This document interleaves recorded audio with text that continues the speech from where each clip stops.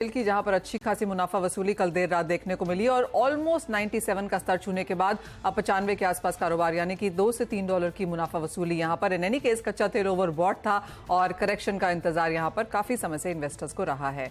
साथ ही बात करेंगे सोने की, क्योंकि यहां पर कुछ और मुनाफा वसूली देखने को मिली है। अब 1900 से कुछ और दूर हम आते हुए और यहां पर करीब 6 हफ्ते के लोज पर अब यहां पर कारोबार बनता हुआ नजर आया है। लेकिन तेजी एग्री कमोडिटीज में जारी है और यहां पर कॉटन में अच्छी खासी बढ़त देखने को मिली है। अंतर्राष्ट्रीय बाजारों में 10 महीने का हाइस तो भारतीय बाजारों में 4 महीने के हाइस पर अब यहां पर कॉटन के भाव हैं।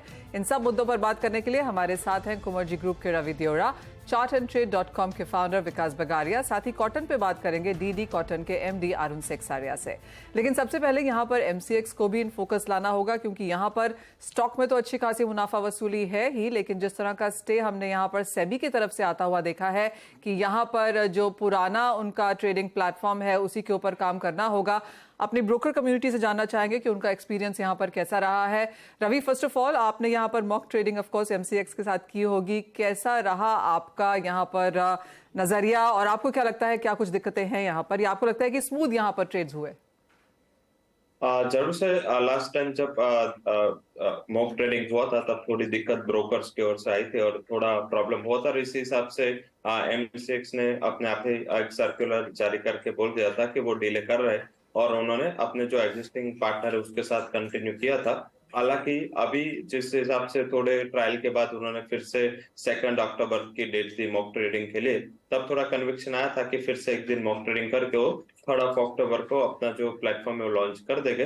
हालांकि फिर भी सेबी ने एक तो वो जब भी कोई मामला कोर्ट में होता है तो आई थिंक उसके ऊपर डिसीजन लेना थोड़ा डिफिकल्ट होता है रेगुलेटर को, तो इस हिसाब से सेबी ने ये खारिज किया। सेकंड की ये एक अच्छा डिसीजन भी है, मुझे भी लग रहा है कि पैरेलल अगर इसको लॉन्च किया जाए तो अगर तुरंत ही कुछ दिक्कत आई, क्योंकि इसमें एक दिन के मॉक ट्रेडिंग में शायद कितना स्मूथ है, कितना लॉन्ग लास्टिंग ये ऑपरेशंस कर रहे हैं उसका मीन्स के आपको कंफर्मेशन नहीं मिलता। तो इस हिसाब से पैरेलल रनिंग है, एक साइड आप 3 से 4 दिन उसके साथ पैरेलल रन करोगे एक्सिस्टिंग सॉफ्टवेयर के साथ, तो मेरे हिसाब से ब्रोकर एंड खुद एमसीएक्स के लिए भी पॉजिटिव है। तो मुझे लग रहा है कि इसकी कुछ नई डेट्स आएगी, बट यस फिलहाल मामला कोर्ट में, तो इस हिसाब से लग रहा है कि ये पैरेलल रनिंग से ही नया प्लेटफॉर्म लॉन्च होगा। मार्केट को काफी टाइम से इसकी उम्मीद भी थी, क्योंकि नए फीचर नए मीन्स के जो मार्केट में चेंज हुए, क्योंकि जब ये प्लेटफॉर्म बना था तब ऑप्शंस इतना एक्टिव नहीं था, फ्यूचर्स ही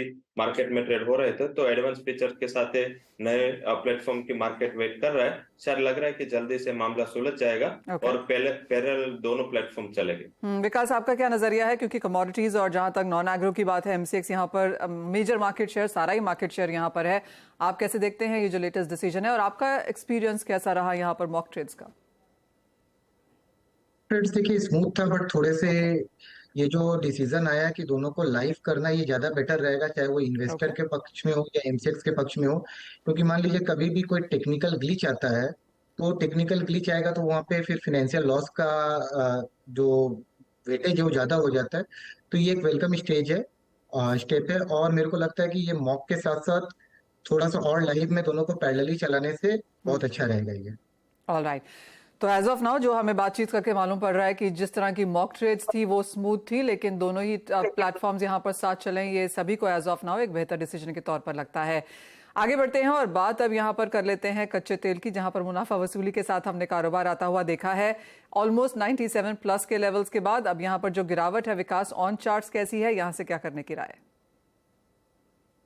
में देखिए ऑलमोस्ट वीकली चार्ट और मंथली चार्ट तो बहुत ही बुलिश है। एंड डेली चार्ट में ये क्या हो रहा है, अपने शॉर्ट टर्म मूविंग एवरेज को पकड़ के चल रहा है। तो थोड़ा हाई बनाने के बाद कंसोलिडेट करके थोड़ा सा करेक्शन करके सपोर्ट पे आ रहा है एंड वापस से एक हाई बनाने जा रहा है। तो अभी क्रूड ऑयल थोड़ा बाई ऑन डिप्स की रणनीति रहेगी। क्रूड ऑयल में एमसीएक्स में 7400 450 के करीब क्रूड ऑयल मिलता है, तो वहां पे हम लोग बाई का इनिशिएट करेंगे। 7300 350 का स्टॉप लॉस देंगे।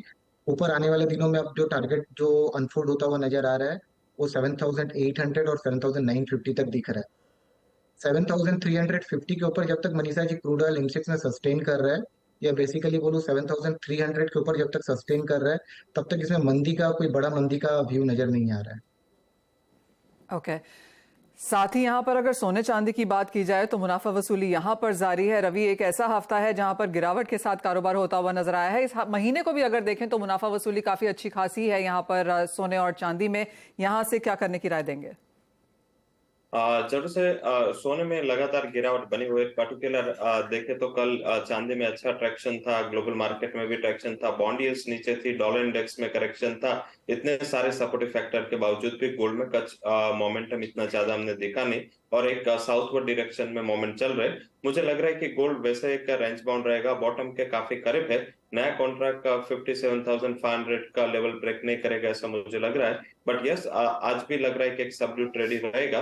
पर्टिकुलर एशियन मार्केट काफी बंद है, साथ में मींस मंडे भी हमारे यहाँ हॉलीडे है, तो एक सबड्यूट ट्रेड के लिए रेडी रहना है। बट इंट्राडे के लिए मुझे लग रहा है कि एक शॉर्ट कवरिंग के लिए गोल्ड सिल्वर में प्ले करना है।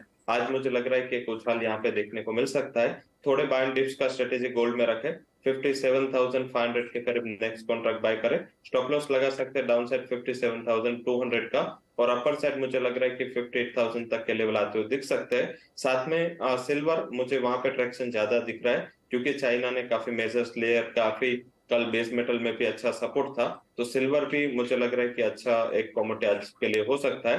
हालांकि आज ऑलरेडी 8% प्लस है, बाय एंड डिप्स का स्ट्रेटेजी रखे, 71,500 के करीब दिसंबर कॉन्ट्रैक्ट बाय करे। स्टॉप लॉस लगा सकते हैं 71,000 बिलो। अपर साइड मुझे लग रहा है 72,400 तक के लेवल आपको इंट्राडे में देखने को मिल सकते हैं। मेटल्स की अगर आज बात की जाए तो यहां पर बढ़त के साथ कारोबार है, अपॉर्चुनिटी बाइंग इसे कहा जा सकता है। लेकिन विकास, जितनी पिटाई यहां पर मेटल्स की हुई है और जो खरीदारी आज है, कैसे ट्रेंड्स यहां से ढूंढेंगे? ट्रेंड्स देखिए, मेरे को कॉपर एक बार वापस से सपोर्ट जोन के पास आता लग रहा है। और लग रहा है कि कॉपर नीचे में मेरे को 715-16 का जो जोन है कॉपर कॉपर का, इसके ऊपर अगर इसको मतलब इसके सपोर्ट को प्ले करना चाहिए। अगर इसके सपोर्ट पे अगर ये सस्टेन कर जाता है तो ये 730-35 का लेवल वापस से जा सकता है। बट अगर बेस मेटल में जो टॉप मेरा पिक बन रहा है वो बन रहा है मेरा एल्यूमिनियम पे। एल्यूमिनियम मेरे को करंट रेंज पे बहुत अच्छा लग रहा है। ये यहाँ से एक छोटा स्टॉप लॉस इसमें 207 का लगाना चाहिए, 206.50 का। और ऊपर मैं टारगेट देख रहा हूँ 211 और 212 के करीब का। ऑलराइट, तो खरीदारी यहां पर देखने को मिल सकती है एल्यूमिनियम में, स्पेशली यहां पर कुछ सपोर्ट हमने बनते हुए बाजार में देखे भी हैं। तो ये तो बात हुई स्ट्रैटेजीज की, लेकिन कॉटन पर एक नजर डालेंगे। हमारे साथ डीडी कॉटन के एमडी अरुण सेक्सारिया हैं। अरुण जी नमस्कार, कैसे देखते हैं आप जिस तरह का रनअप हमने कॉटन में आता हुआ देखा है? सितंबर के महीने में ही यहां पर 2.5 से 3% की तेजी देखने को मिली है। भारतीय बाजार, अंतर्राष्ट्रीय बाजार दोनों जगह एक स्टेबिलिटी है।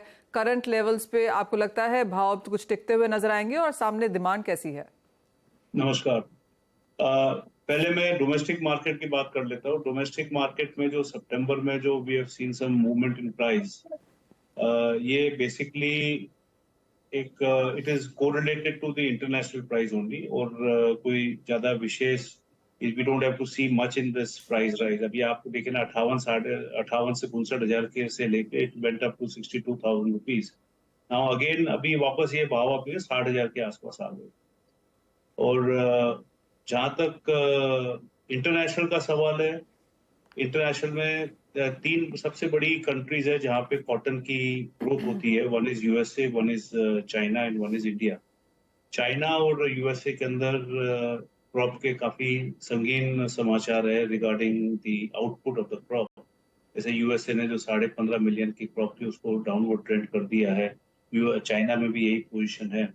सो उसके कारण और उससे भी कमती होने की संभावना है, तो उसके कारण थोड़ी आइस में बढ़ावट आई है। From 80-81 cents it has moved up to 90 cents. तो 10% around 10% is increase in last 1.5 months. आइस में बढ़ने की संभावना और भी हो सकती है अगर जो हिसाब से क्रॉप की कंडीशन आएगी। इंडिया के अंदर it is very very unlikely that the prices are going to move up, क्योंकि सबसे बड़ा मनीषा जी सबसे बड़ा प्रॉब्लम है जो मैं 6 महीने से कह रहा हूँ, 7 महीने से कह रहा हूँ कि भाई डिमांड, एंड डिमांड अब वर्ल्ड ओवर कहीं पे भी नहीं। आप you talk to any producing countries who are exporting to USA and China, जैसे वियतनाम ले लीजिए, इंडोनेशिया ले लीजिए, चाइना ले लीजिए। कल ये मेरी बात हो रही थी एक बायर से in Indonesia and Vietnam, they are saying कि 40 से 50% of the garment units are shut down in Vietnam because of no demand. And India में भी आप देखिए, अगर एक्सपोर्ट आप देखोगे यार्न का export is we have reached a good level of export about 100 million KGs per month, but is it viable? No. Is the demand there in the domestic industry? No, big no. आज 50,000 bells की arrival है हिंदुस्तान में daily, even now, but markets are not going up. There's no demand at all. And without demand, I'm sorry, but without demand, आपके कोई भी commodity market हो नहीं चल सकता। अरुण जी, अगर लास्ट ईयर से इस साल को यहाँ पर कंपेयर करें तो किस तरह की मांग फिर रह सकती है अगर ईयर ऑन ईयर कंपैरिजन भी किया जाए? See, demand I cannot compare on year. Last year अगर सेम टाइम भी देखेंगे तो डिमांड की काफी परेशानी थी same time last year also. इस साल भी वही चल रही, कंटिन्यू चल रही है। डिमांड ऐसा भी कोई भी अगर ऐसा पीरियड डोमेस्टिक में नहीं आया जहाँ पे डिमांड एकदम स्मूथलेस या वेरी वेरी स्मूथ चली है। इंटरनेशनल मार्केट में अप एंड डाउन चलता गया एक्सपोर्ट के अंदर, but some segment of industry जैसे आपके होम टेक्सटाइल इंडस्ट्री है, दे हैव सम विजिबिलिटी, उनको विजिबिलिटी 2 महीने की, 2.5 महीने की, और उसके बाद क्या, because textile industry cannot work on 1 month, 2 months visibility. You need 6 months visibility at least for export orders. और वो दिख नहीं रहा है कहीं पे भी.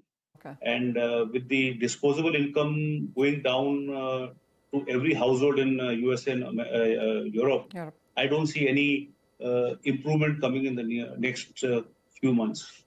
Okay. ऑलराइट, तो हल्की सी तेजी तो यहाँ पर कॉटन में देखने को मिली है, लेकिन कितनी सस्टेनेबल है उसके ऊपर एक बड़ा सवाल है, क्योंकि जिस तरह की डिमांड एक्सपेक्टेशंस हैं वो बाजार में नहीं है। पिछला साल भी बहुत बेहतर नहीं था और इस साल भी पिकअप बहुत स्ट्रांग दिखता हुआ नजर नहीं आ रहा। बहुत शुक्रिया अरुण जी साथ जुड़ने के लिए और तमाम कॉटन के फंडामेंटल्स पे हमसे बात करने के लिए। रवि और विकास, आपसे भी लेंगे इजाजत, एक ब्रेक के लिए रुकेंगे, जब लौटेंगे तो बात करेंगे यहाँ पर खाने के तेल पर। हमारे साथ जुड़ेंगे दौरब मिस्त्री।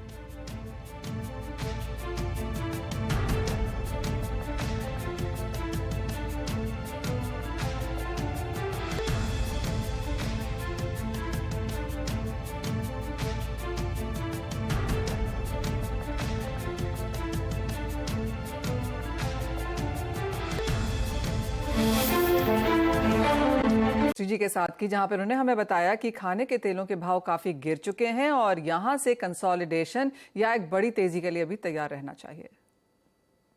दौरब जी, बहुत शुक्रिया हमारे साथ समय निकालने के लिए। और इंडिया ने अच्छा खासा इंपोर्ट किया है जून जुलाई में, अगस्त में भी हमने अच्छे खासे नंबर्स आते हुए देखे, रिकॉर्ड 2 मंथ्स, सितंबर ऑनवर्ड्स। अब बाकी के 2023 के लिए क्या एक्सपेक्टेशन है इंपोर्ट के नंबर्स को लेकर? इंपोर्ट के नंबर्स पाम के 7 lakh 8 lakh tonne per month रहेंगे। सन ऑयल के इंपोर्ट भी 2-3 लाख टन पर मंथ रहेंगे। सोया के इंपोर्ट कम हो जाएंगे और कम होने चाहिए, क्योंकि सोया एक प्रीमियम तेल बन गया जिसकी कोई ज़रूरत नहीं थी। इंडियन इंपोर्टर्स की आपने बात बताई, मैं कहता हूँ उनको धन्यवाद देता हूँ कि इन लोगों ने बॉटम ऑफ द मार्केट में काफ़ी माल पकड़ लिया है। तो इन लोगों ने काफ़ी नुकसान भी सहन किया पहले 6-7 महीने तक, लेकिन अब इनके अच्छे दिन आने वाले हैं और ख़ास तौर पे मैं मानता हूँ कि भाव बढ़ेंगे, धीमी धीमी तेज़ी आएगी। एक रात ओवरनाइट तेज़ी नहीं आएगी, लेकिन धीमी धीमी तेज़ी आज से अप्रैल महीने तक 10 से 25% की तेज़ी आ सकती है।